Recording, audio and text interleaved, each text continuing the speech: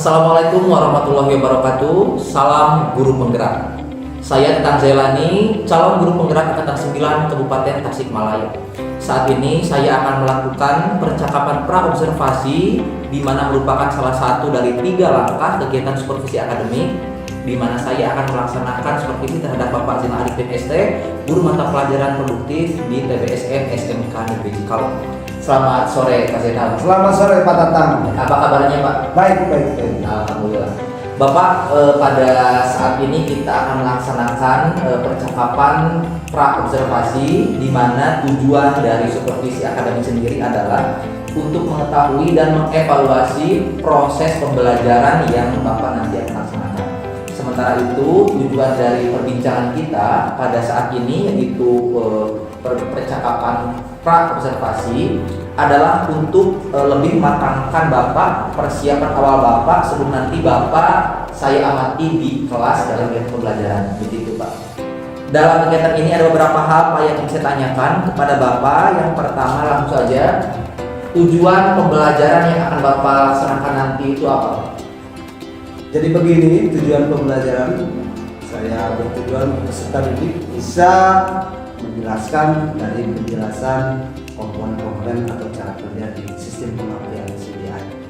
Yang kedua, peserta didik bisa menganalisis gangguan pada pengabdian sistem CDI. Yang ketiga, bisa memprediksi apa gangguan yang terdapat di dalam sistem pengabdian. Seperti itu Pak. Ya, jadi saya ulangi, ada 3 tujuan pembelajaran yang ingin dicapai ya Pak pada pelaksanaan nanti. Yang pertama adalah menjelaskan komponen itu, kemudian juga menganalisis, dan yang terakhir adalah mendiagnosis atau memprediksi abnormal atau kerusakan pada komponen itu. Baik. Indikator tercapaian tujuan pembelajaran itu apa Pak? Jadi peserta didik bisa mampu menjelaskan yang pertama, yang kedua bisa menganalisis, itu diharuskan, dan ketiga bisa mendiagnosis atau prediksi pada komponen tersebut. Baik. Nah, untuk selanjutnya kita masuk ke rancang pembelajaran Pak yang telah Bapak rancang sebelumnya. Itu Bapak akan menggunakan pendekatan apa Pak dalam proses nanti pembelajaran? Saya gunakan dengan pendekatan pembelajaran berdiferensiasi dan berintegrasi dengan pembelajaran sosial emosional, seperti itu Pak. Jadi pendekatannya adalah pembelajaran berdiferensiasi yang terintegrasi dengan pembelajaran sosial emosional, begitu ya Pak. Bagus sekali Pak. Modelnya sendiri model apa Pak yang digunakan Pak? Modelnya yaitu model pembelajaran visual learning. Oke, problem based learning ya Pak, atau PBL. Kenapa Bapak memilih model itu Pak? Karena di dalamnya terdapat unsur-unsur untuk bisa mengungkap permasalahan yang terdapat di dalam, khususnya di dalam sistem pengertian. Oke, jadi siswa itu belajar dari masalah intinya Ya. gitu ya Pak. Untuk metodenya sendiri apa Pak yang akan Bapak gunakan? Dengan metode kerja kelompok atau diskusi. Jadi untuk memecahkan suatu permasalahan itu bisa secara bergotong royong. Oke. Diskusikan. Seperti itu Pak. Jadi salah satu C4 ya, kolaboratif di sini Pak. Betul. Selanjutnya medianya apa Pak? Media dengan media TPACK. Oke, ya TPACK. Jadi teknologi, penggunaan teknologi juga ya. Dari usia Bapak yang tidak ada lagi, tapi semangat Bapak luar biasa dengan penggunaan teknologi ini, begitu Pak ya. Sepertinya Bapak sudah begitu siap dengan tadi rancangan pembelajarannya, dan kira-kira kapan ini akan dilaksanakannya Pak? Saya mungkin pelaksanaan hari Kamis jam pertama sampai istirahat. Oke, ya di kelas berapa Pak? Di kelas 11 TPSM. 11 TSM hari Kamis, catat ya Pak ya, hari Kamis jam 1 sampai istirahat ya. Oke. Nah, nanti saya akan datang Pak pada waktunya, pada hari Kamis ini jam 1 sampai istirahat. Di mana saya akan mencatat segala kegiatan pembelajaran atau aktivitas yang Bapak dan siswa nanti atau peserta didik melaksanakan di kelas. Kemudian Bapak juga nanti setelah selesai melaksanakan pembelajaran, saya amati, nanti ada satu tahapan lagi Pak, yaitu pasca observasi. Nanti juga akan dibersamai oleh PP saya, pengajar praktik Bapak Galih Wangi MPD, yang akan membantu saya untuk memberikan evaluasi saya terkait dengan pengamatan terhadap Bapak di kelas begitu. Yang selanjutnya saya ingin menanyakan terkait dengan perasaan Bapak, Pak. Perasaan Bapak dan juga apa yang kira-kira Bapak dapatkan setelah melaksanakan percakapan ini dengan saya. Jadi sebelumnya saya merasa ragu dan was-was gitu.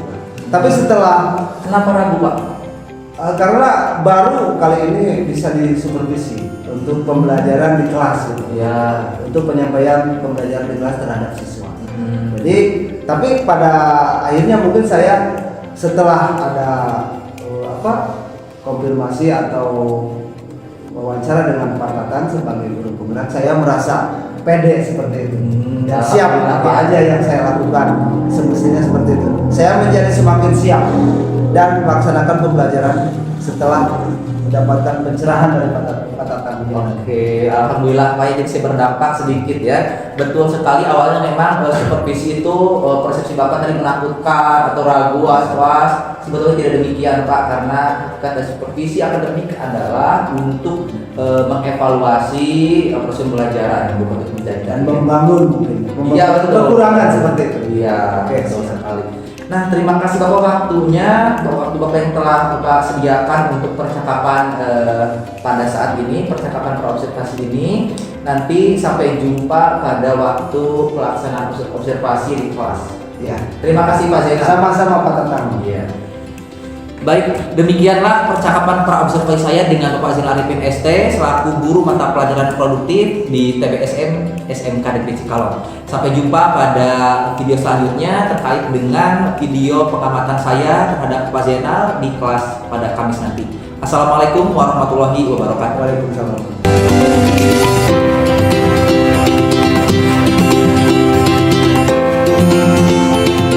Assalamualaikum warahmatullahi wabarakatuh.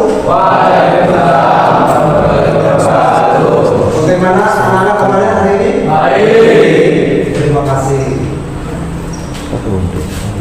Sebelum pembelajaran dimulai, alangkah baiknya kita berdoa agar mendapatkan barokah dalam pembelajaran. Silakan KM untuk bisa memimpin doa. Untuk mengawali aktivitas kita pada siang hari ini, alangkah baiknya kita berdoa mulai. Berdoa dalam hati mulai.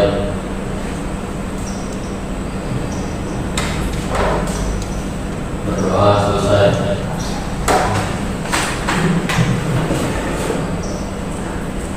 Untuk mengawali pembelajaran, Bapak akan mengondisikan dari teman-teman kalian yang belum hadir. Bapak akan mengabsen satu persatu. Dari mulai Akmal, hadir. Fajar, Arman, Oke, makasih. Sebelum ke pembelajaran, alangkah baiknya siapkan pikiran, hati, ya maupun kondisi badan kita, ya, untuk bisa mengaktifkan fokus semuanya. Jadi tersudut pada satu pikiran untuk memulai pembelajaran hari ini. Ya, lihat semuanya. Bapak mulai dulu, silakan berdiri dulu. Rapikan dulu semuanya. Kalau sudah siap semuanya? Siap. Silakan duduk kembali. Untuk mengingat, ya, pelajaran yang sudah dilewati minggu kemarin atau minggu sebelumnya, kamu cek nih, daya ingatan kalian, apakah masih ingat materi apa yang Bapak sampaikan pada materi sebelumnya? Siapa yang tahu? Silakan di antara kalian. Ya Pak. Oke, siapa? Musiran, silakan. Musiran apa? Tentang apa? Memahami komponen-komponen listrikan elektronika. Oke, tepuk tangan. Fusilan itu salah satu siswa yang memperhatikan. Karena apa? Karena Bapak cek untuk daya ingatannya masih mengingat materi tentang pengabdian elektronika, ya, elektronika. Nah, untuk mengaitkan pada materi yang sebelumnya, ini masih berkaitan dengan materi yang akan dipelajari atau disampaikan hari ini, yaitu materi tentang sistem kelistrikan pada sepeda motor. Ini secara umum. Oke. Ya, tujuan atau capaian pembelajaran hari ini pada fase F, peserta didik mampu mendiagnosis gangguan atau kerusakan pada sistem kelistrikan sepeda motor. Di antaranya sistem pengapian, serta melakukan tindakan yang tepat untuk mengatasi gangguan atau kerusakan secara menyeluruh pada berbagai jenis kendaraan atau merek kendaraan sepeda motor. Nah, di sini kalian di fase R apa aja ya yang termasuk permasalahan di sini yang tertera. Masalah ya, gangguan dalam sepeda motor itu yang paling besar adalah di dunia kelistrikan, terutama di dunia dalam pengapiannya. Karena apa? Karena pengapian itu untuk menggerakkan atau menghidupkan suatu kendaraan itu tergantung dari sistem pengapiannya. Kalau pengapiannya kondusif atau bisa normal, otomatis tenaganya itu akan normal juga. Tapi kalau pengapiannya lemah, maka terjadi kelemahan pada tenaga kendaraan itu sendiri. Oke, itu dari tujuannya ya. Nah, selanjutnya di sini model pembelajaran yaitu problem based learning atau PBL. Dengan cara kita akan berdiskusi, berliterasi secara aktif, kerjasama dan toleransi. Kalian mampu satu menjelaskan komponen-komponen sistem pengapian yang tepat, memprediksi tanda-tanda gangguan abnormal yang seharusnya tidak ada, tapi ada kemungkinan besar ya dari sistem pengapian itu sendiri. Ya. Selanjutnya, nah di sini model dan metodenya Bapak menggunakan metode problem based learning dengan metode diskusi kelompok atau kerja kelompok. Nah, setelah berdiskusi ya atau sedang berdiskusi, Bapak akan melakukan asesmen penilaian ya dari mulai pembelajaran ini yang berlangsung dengan cara sikap secara objektif ya atau observasi melihat bagaimana diskusi kalian, apa situasi kalian ya itu. Yang terakhir mungkin Bapak akan memberi penilaian dari pengetahuan dari hasil diskusi ini atau pelajaran seperti ini. Kalian cermati, amati, pahami apa yang terkandung dalam gambar. Dari gambar seperti ini, sedang apa si Bapak ini? Siapa yang tahu? Silakan. Fajar? Mengecek produksi pada saat motor basah.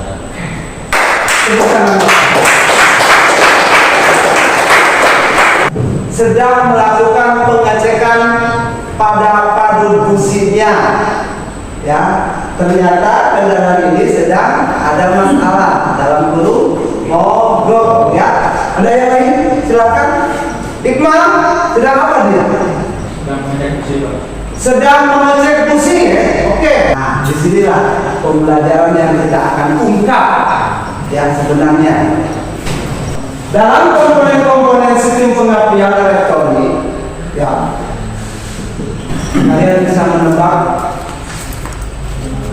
angka satu itu apa? Busi. Bagus sekali. Fungsi dari sebuah komponen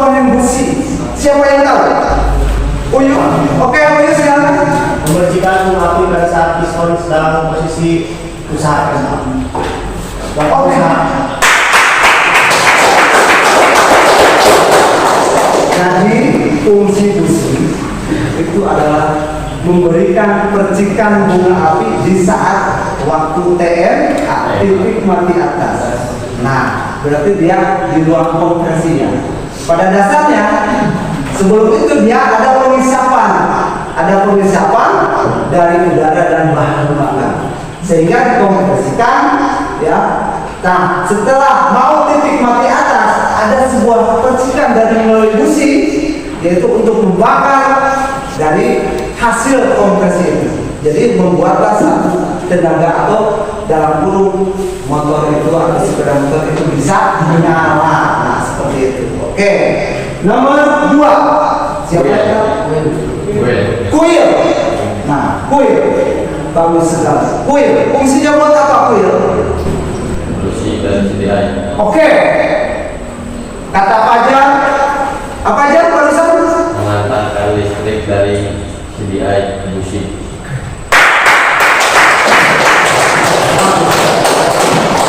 Jadi komponen busi, komponen kuil ya adalah salah satu komponen penghantar arus yang sangat apa aja?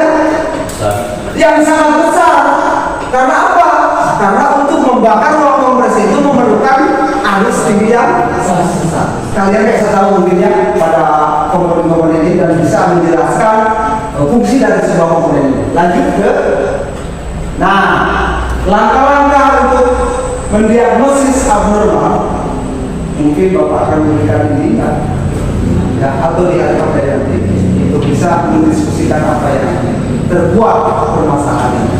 Yang satu, memeriksa percikan bunga api pada busi. Yang kedua, memeriksa kondisi kabel kuil. Yang ketiga, memeriksa rangkaian kabel pengapian. Kita akan melakukan diskusi kelompok yang mana permasalahan itu ada di AKPD buat kelompok. Mungkin Bapak akan tunjuk ya 1, 2, 3, 4 2, 3, 4. Oke, ya, semua dengerin.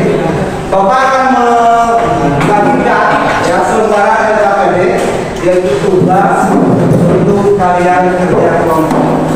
Disitulah Bapak tadi asisten penilaian nomor 1 siapa?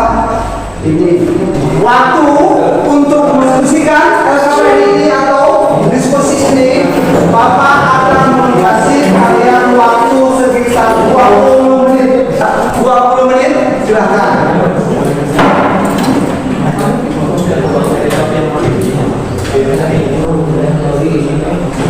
Oke, silahkan. Bagaimana?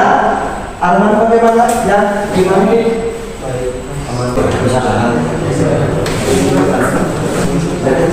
Kalau mengalami permasalahan ya untuk berdiskusi silakan untuk tanyakan ya tanya apa dari silakan itu ya. Oke, siapa? Kenapa?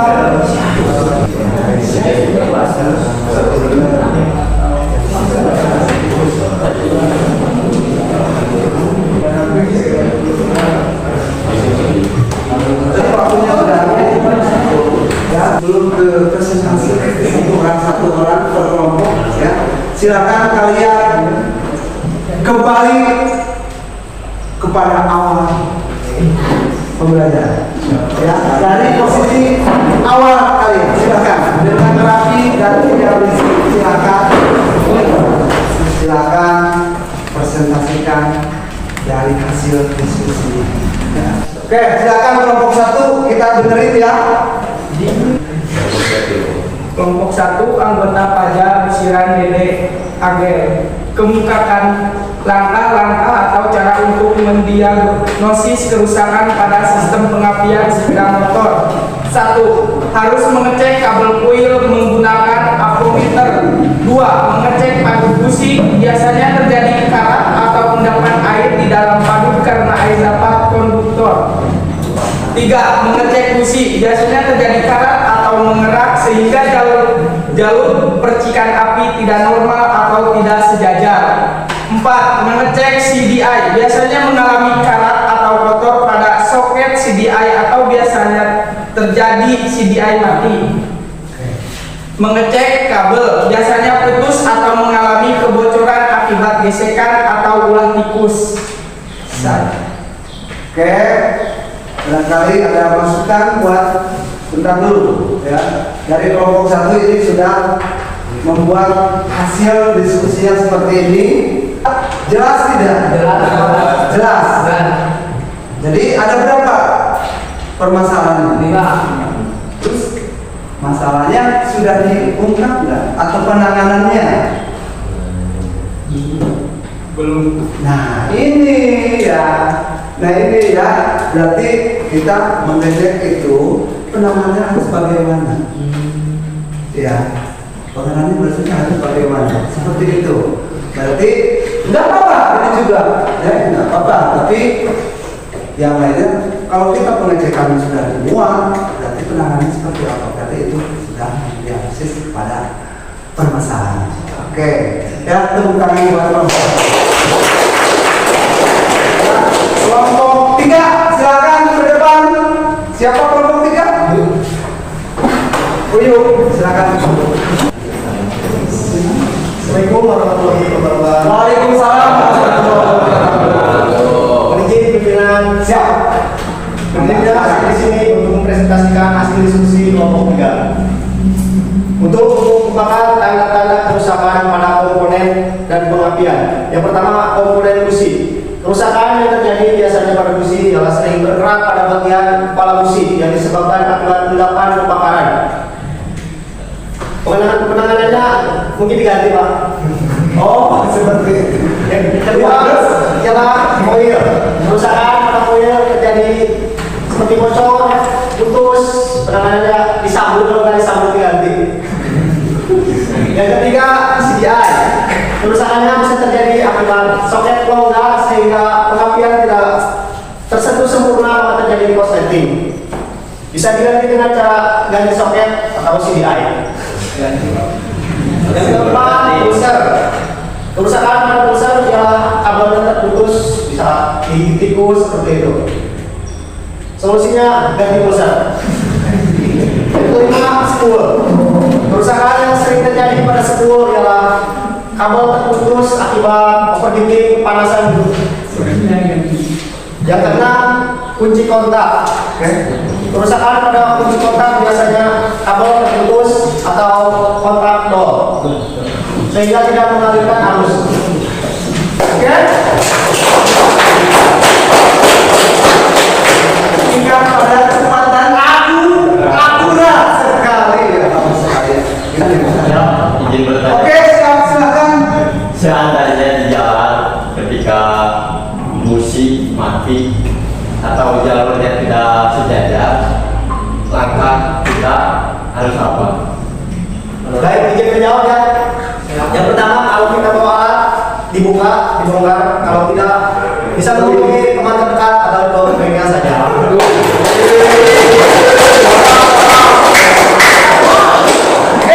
Bagus sekali ya. Jadi upaya kita itu bagaimana caranya supaya permasalahan pada sepeda motor kita yang kita pakai itu bisa terkondisikan atau terkondusifkan atau bisa menyala kembali dalam artinya ya. Jadi langkah apa yang harus dilakukan? Seperti dari apa? Kalau mau alat, bisa bawa alat, lakukan pengecekan. Jika kalau tidak, cari bengkel terdekat atau tidak panggilan kepada teman. Bagus sekali. Siap. Oke. Gimana kalau kita nggak bawa handphone di tengah hutan cuma bawa alat? Solusinya gimana, Pak? Oh iya, bagaimana? Baik, izin menjawab, tapi mohon tunggu sebentar. Silakan. Bukan. Oh lagi kita ke kebun. Lagi misalkan, oh ini saya masih satu saya, tinggalkan dulu motornya, kita pulang. Jalan kaki. Jalan kaki, karena kita pasti jauh-jauh banget kan. Iya. Masuk akal nggak? Masuk akal nggak? Hah? Kenapa nggak didorong mas sama motornya kalau pulang dulu kan? Sampai takut sanggup jalan dulu aja gitu. Oh, jadi seperti ini. Kalau seandainya kita bepergian ke suatu kebun, ya arena kebun kan tidak tentu ya, tidak tentu naik gunung atau arena jalan dan jalannya itu tergantung dari semuanya kondisi. Bisa solusinya, ketahui memang benar.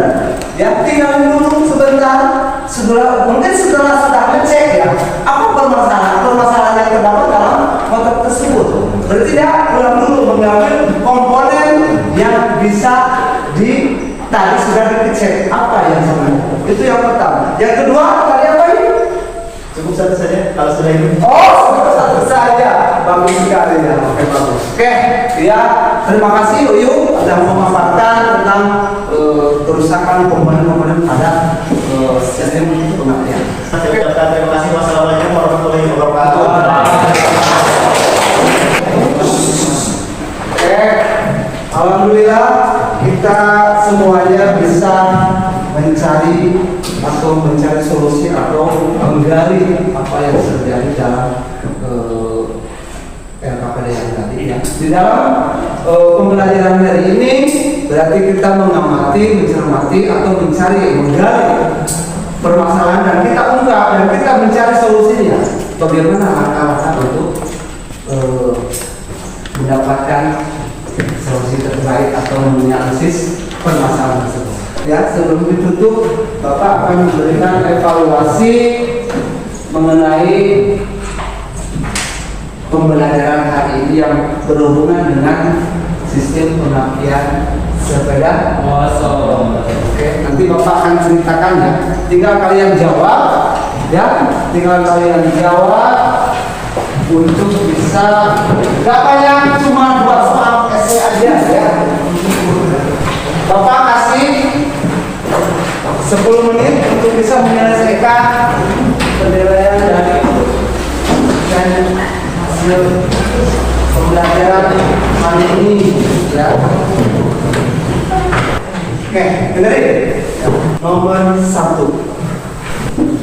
Saat berangkat ke sekolah, sepeda motor Arman mati mendadak. Beberapa komponen pengabdian, setelah memeriksa beberapa komponen pengabdian, diketahui bahwa kondisi komponen pengabdian motor Arman adalah sebagai berikut. 1. Kondisi busi kotor dan berkerak. Kondisi busi kotor dan berkerak. Yang kedua, arus kuil masih normal. Yang ketiga, arus baterai lemah. Dari hasil pemeriksaan komponen tersebut, paling besar yang menjadi penyebab mogoknya motor Arman adalah titik-titik. Oke, sertakan alasannya. Ketika musim hujan, pengambilan sepeda motor mengalami gangguan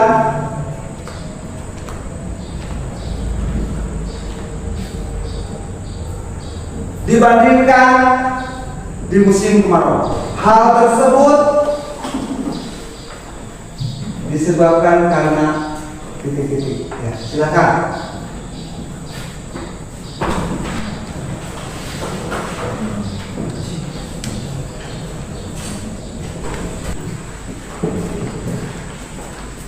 Oke, silakan percepat ya. Karena apa? Karena itu sangat memungkinkan untuk memaafkan. Silakan ya. 2.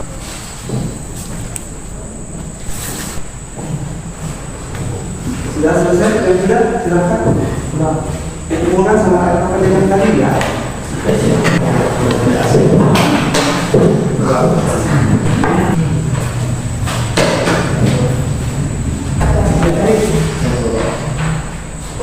Musiran, ya musiran. Arman Bobo. Yang harus kita lakukan adalah membersihkan busi pakai amplas dan membersihkan kerak yang bergerak di busi tersebut. Jadi solusinya atau langkahnya berarti kita kalau sudah ada yang endapan, yang terdapat pada busi, berarti kita harus melakukan pembersihan. Sekali ya. Nomor 2, dikarenakan pengapian tidak bocor karena air masuk sehingga percikan arus listrik tidak stabil dan akan terjadi mati pada motor tersebut. Jadi pada sesungguhnya kabel busi atau kabel kuil untuk mengantarkan arus listrik itu harus terlindungi sehingga mengantisipasi kebocoran arus listrik. Karena kalau seandainya sudah bocor arus listrik, berarti di sisi lain dia sudah memberikan percikan bukan lain pada tempatnya. Berarti kan yang diperlukan pada ruang operasi ini bocor, berarti kan si arus listrik itu, si arus kuil itu berarti ada kebocoran, berarti otomatis tidak full kan arus listriknya, sehingga motor tersebut akan mengakibatkan mati atau mogok. Nah ya, oke, bagus sekali. Itulah ya hasil dari penilaian pembelajaran hari ini yang berhubungan dengan pengapian di listrikan ya. Oke, sebelum berdoa tutup, Bapak akan memberikan usulan ya. Bagaimana pendapat kalian dengan pembelajaran hari ini? Sangat gembira, sangat susah, sangat real, apa bagaimana? Menyenangkan enggak? Oke, bagus sekali.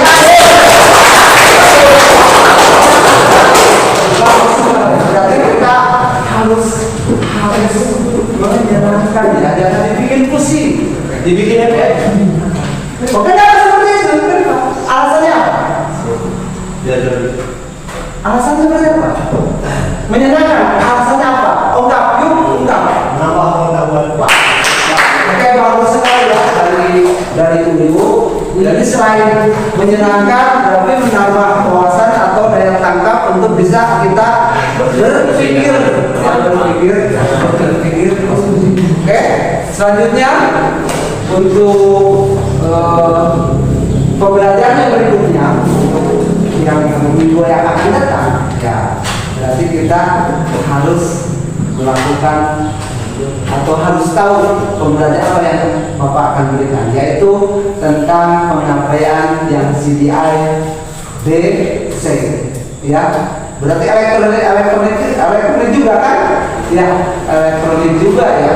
Berarti yang minggu depan untuk pembelajaran minggu depan yaitu tentang penyampaian yang CDI DC. Siapa yang tahu tentang CDI DC? Ada yang lebih tahu? Oke, ada yang lebih tahu? Saya Pak. Oke. Dengan komponen regulator atau kiprok.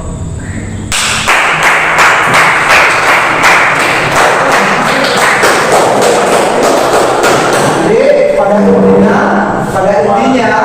sistem pengapian yang DC, nah kita tahu yang DC itu berarti harusnya ya berarti searah. Berarti kiprok atau regulator ya itu memberikan arus listrik dari sepul menuju baterai dengan arus yang searah. Jadi arus baterai menuju ke searah untuk pengisian sebuah baterai. Oke, itu aja. Mungkin dari kalian ada yang bisa kekurangan dari pembelajaran hari ini? Tidak. Oke, makasih atas pembelajaran hari ini, dan kalian sudah melakukan dengan baik diskusi ataupun apa yang lain, tanya jawab atau presentasi ya. Kita akan melakukan sebelum ditutup, kita akan berdoa ya dalam hati. Silakan Epul pimpin doa. Saya silakan ya, kita fokus. Setelah pembelajaran kita berdoa dalam hati, berdoa mulai. Doa selesai. Alhamdulillah ya. Sebelumnya kita atau kelebihan dan kekurangan saya mohon maaf atau mohon maaf ya.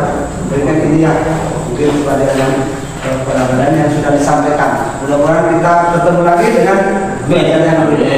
Dengan ini saya tutup. Assalamualaikum warahmatullahi wabarakatuh.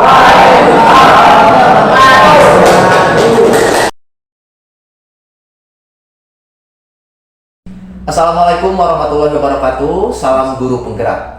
Kembali lagi bersama saya Tetang Zailani, calon guru penggerak angkatan 9 Kabupaten Tasikmalaya. Saat ini saya telah dibersamai oleh Bapak Zainal Arifin ST dan juga Bapak Galih Wangi MPD. Selamat pagi Pak Zainal. Selamat pagi Pak Tata. Selamat pagi Pak Galih. Alhamdulillah, hari ini kita akan melakukan percakapan pasca observasi, di mana merupakan langkah terakhir dalam kegiatan observasi, di mana 2 langkah sebelumnya telah dilaksanakan. Baik Pak Zainal, kita mulai saja percakapan pasca observasi terkait dengan kegiatan observasi yang telah dilaksanakan pada tahapan sebelumnya. Baik, kita mulai dengan pertanyaan pertama. Pak, saya ingin bertanya terkait dengan yang telah Bapak laksanakan pada kegiatan observasi sebelumnya. Perasaan Bapak itu bagaimana, Pak? Alhamdulillah saya merasa senang, yaitu rancangan dari pembelajaran dari RPP disesuaikan dengan praktek di lapangan atau di kelas itu sangat sesuai. Itu merasa senang sekali. Ya, selain itu mungkin ada lagi yang merasa Bapak begitu senang dengan kegiatan sebelumnya? Karena setelah pembelajaran itu dilaksanakan, itu saya lihat peserta didik di atas KKM nilainya. Di atas KKM. Berapa persen Pak itu kira-kira? 90% ada peningkatan dari Setelah Bapak melaksanakan pembelajaran itu ya Pak. Baik. Pantas saja Bapak senang ya. Selanjutnya area pengembangan Pak, dan juga boleh diceritakan lah ya dikit langkah-langkah pembelajaran secara umum yang Bapak telah laksanakan. Untuk area pengembangan yaitu saya fokus di pengetahuan ya pada peserta didik. Karena apa? Karena di PBL ini jadi pembelajaran yang mendiagnosis atau berbasis masalah. Karena itu sangat cocok untuk di pengetahuan, karena untuk mengungkap permasalahan pembelajaran. Untuk yang pertama mungkin saya kasih gambar atau PowerPoint atau video atau tayangan. Yang kedua, peserta didik antusias bekerja kelompok secara diskusi untuk menyelesaikan permasalahan. Dan yang ketiga, peserta didik bisa mempresentasikan atau bisa memaparkan hasil dari diskusinya dari permasalahan tersebut. Baik, jadi memang Bapak area pengembangannya adalah pengetahuan itu ya Pak, untuk mendiagnosis kerusakan pada materi tentang sistem pengapian CDI AC dan DC. Berjalan lancar ya dalam langkah-langkahnya. Pantas saja Bapak senang tadi ya. Nah, selanjutnya Pak, di balik kesuksesan mungkin ada hal-hal yang Bapak rasa kurang atau ingin diperbaiki, atau Bapak belum begitu puas gitu. Kira-kira kekurangan yang Bapak miliki waktu kegiatan pembelajaran kemarin itu apa Pak?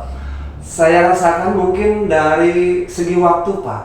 Contohnya mungkin saya kesesuaian waktu dari mulai RPP, misalkan dalam dalam pembukaan itu contohnya ada selisih waktu atau kurang waktu. Contohnya mungkin kalau pembelajaran pertama peserta didik belum ada atau belum siap seperti itu Pak. Jadi penyesuaian antara RPP dan tidak tepat lah kalau gitu. Mungkin itu kekurangannya untuk diri saya. Jadi kekurangan waktu saja Pak ya. Jadi antara rancangan yang telah Bapak buat dan praktik di lapangannya itu ada beberapa yang tidak tepat ya. Selain waktu mungkin Pak ada lagi yang Bapak rasa itu kurang begitu optimal. Nah, selain waktu saya belum optimal untuk menerapkan dari pembelajaran diferensial. Diferensiasi itu kenapa Pak? Karena saya baru mengenal, dan mengenal itu baru pertama setelah kolaborasi atau bekerja sama dengan Pak Tatang sendiri sebagai guru penggerak seperti itu. Jadi belum optimal atau belum diterapkan secara maksimal. Jadi baru mengenal pembelajaran diferensiasi itu dari guru penggerak kemarin-kemarin ini ya. Dari buku Pada Tatang. itu yang Bapak merasa kurang dan ingin dikembangkan ya Betul, Pak ya. betul sekali. Nah, dari kekurangan tersebut Bapak punya rencana untuk menindaklanjutinya atau bagaimana Pak kira-kira? Mungkin terus terang pada diri saya ingin mengembangkan atau ingin belajar lagi, terutama dari guru penggerak yaitu Pak Tatang. Soalnya apa? Ini sangat cocok yang diterapkan untuk pembelajaran di SMK Negeri Cikalong karena karakteristik peserta itu bermacam-macam. Contohnya mungkin untuk pembelajaran diferensial itu melihat karakteristik dari para peserta didik. Betul. Itu harus lihat kalau yang ini mungkin dari segi Minat gitu ya. minat belajar, ya dari minat belajar secara lisan atau secara tulisan atau Betul. secara lewat video atau IT itu pun berbagai macam peserta didik yang karakternya seperti itu. Nah, pembelajaran diferensial itu sangat cocok karena apa? Saya menerapkan pada karakter peserta didik itu. Baik. Ya, seperti itu. Luar biasa. Jadi saya juga sedikit bahagia karena betul. apa yang saya dapatkan di program guru penggerak ini setidaknya bisa diterapkan, juga bisa saya sebarluaskan ilmu saya kepada yang lain. Nah, kedepannya Pak, kita bekerja bersama saja, kita memantapkan terkait dengan tidak hanya kedepannya tentunya tidak hanya tentang pembelajaran diferensiasi, banyak sekali keilmuan-keilmuan yang dapat kita kembangkan di SMK Negeri Cikalong dari pengalaman saya di guru penggerak. Iya. Ya. Demikian Bapak, terima kasih ya. Tindak lanjutnya mari kita laksanakan bersama. Mudah-mudahan. Kegiatan pasca observasi antara kita ini perbincangannya sementara kita tuntaskan dulu. Kita lanjutkan dengan mungkin paparan ataupun komentar dan pendapat dari dari Pak Galih sebagai pengajar praktik calon guru penggerak angkatan 9. Silakan Pak Galih. Terima kasih Pak Tatang dan Bapak Zainal Arifin yang telah memberikan waktu kepada saya. Sebetulnya Pak Zainal sama Pak Tatang di sesi kali ini, pasca observasi kali ini, yaitu tujuan percakapannya yaitu mengamati keterampilan coaching Pak Tatang sebagai calon guru penggerak dan tentunya harus ada peningkatan di keterampilan tersebut gitu. Terus tadi keterampilan coachingnya sudah terlihat sesuai dengan alurnya apa Pak? Alur coaching? Alur tirta ya? Iya. Tirtanya sudah terlihat, TIRTA-nya. Iya. Terus pada saat pasca observasi saya sudah melihat terjadinya umpan balik antara Pak Tatang dengan Pak Zainal, Pak Tatang sebagai coach dan Pak Zainal sebagai coachnya seperti itu. Terus juga di area pengembangan tadi sudah ada catatan di saya. Di sini telah terjadi area pengembangannya yaitu ingin mengembangkan pengetahuan peserta didik dengan bantuan model pembelajaran PBL dan juga medianya. Memang betul semua guru sekarang sudah dituntut untuk